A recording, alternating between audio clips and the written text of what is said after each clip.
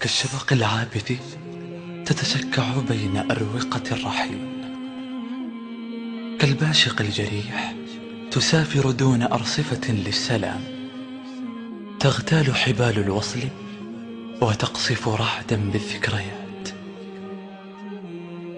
يا صاحبي، وكلما ناديتك بكى البكاء لبكائي، وكلما رمقتك هدت الذكريات كياني، واختصر الحنين طريقا إلى فؤادي، وعادت مقطورة الذكرى لتدك طعون أوجاعي. قل لي يا صاحبي، ماذا لو سال الدمع على الوجنات؟ من يبرأ الدمع حينها؟ قل لي، ماذا لو طاردني شبح الانهيار خلف أورقة الضياع؟ أين ألوذ؟ وإلى أين المنتهى؟ قل لي، ماذا لو غادرت الطيور سمائي إلى أفق الحطام؟ من ذا يعيد غناء البلابل؟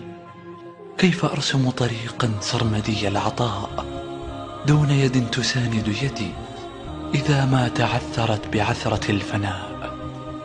قل لي، من ذا يرسمني على تفاصيل ملامحه لأرى الحقيقة بعد زوال السراب؟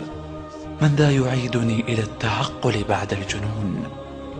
بالله عليك، اسمع حديثي يا رفيقي، فهو يحمل نبرة واحدة معزوفة ذكرى بأوتار ملكتها لك. ولا تسلني إن كنت أشتاقك وأشتاق وصالك، بل انظر بين خطوط أكفك، ستجدني سجين أنازع الموت وينازعني. تنفس بعمق.